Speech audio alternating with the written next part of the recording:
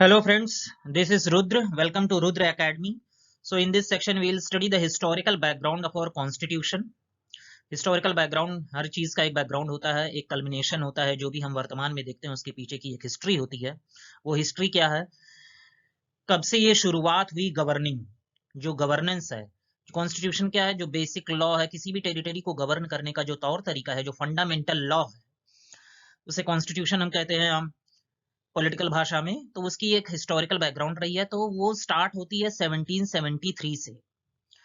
And since वो regulations होते थे पहले, उन्हें एक्ट्स नहीं कहा जाता, तो ये रेगुलेटिंग एक्ट ऑफ 1773 है। तो ब्रिटिशर्स जब आए, they were just a trading company, but after battle of Buxar they got the Diwani rights, that is rights over revenue and civil justice. Revenue collection का उन्हें जो है राइट्स मिल गया शाह आलम से, मुगल एम्परर से।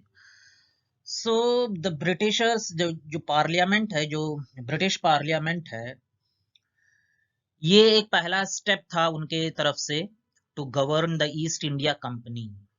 तो इसके फीचर्स देख लेते हैं। This act was based on the report of a committee headed by the British PM, prime minister Lord north.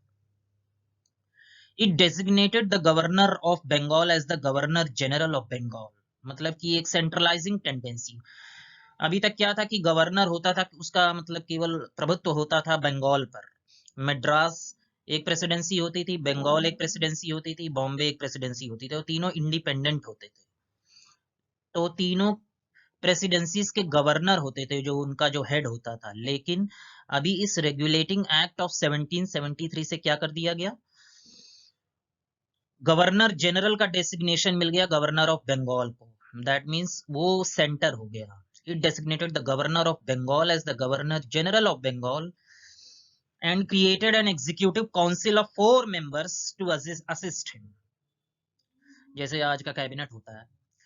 Warren Hastings इस तरह से was the first governor general of Bengal. It made the governors of Bombay, जैसा मैंने कहा, and Madras presidencies subordinate to the governor general of Bengal. Before this the 3 presidencies were independent of one another. सबका मतलब same status था सारे governors का। लेकिन इस रेगुलेटिंग एक्ट ऑफ 1773 से बॉम्बे एंड मद्रास का जो गवर्नर से, they were made subordinate to the governor general of Bengal. So designation change हो गया। It provided for the establishment of a supreme court at Calcutta 1774। तो अगर जो प्रीलिम्स में आए कि supreme court first of all pre independence में कब स्टैब्लिश हुआ, कहां स्टैब्लिश हुआ। It provided for the establishment of a supreme court at Calcutta, अभी कोलकाता हो गया 1774 में। ये पीसीएस प्रीलिम्स में आ चुका है। It comprised 1 chief justice and 3 other जजेस। तो sir Elijah Impey was the first chief justice.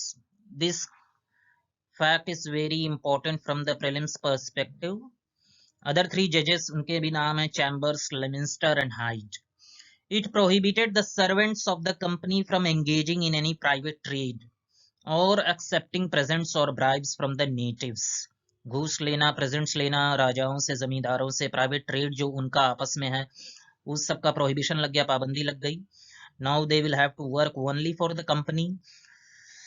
It strengthened the control of the British government over the company by requiring the court of directors. Court of directors होते क्या थे, ये company का जो governing body होता था, जो मालिक होता था, ये कई लोग होते थे, governing body of the company, to report on its revenue, civil and military affairs in India.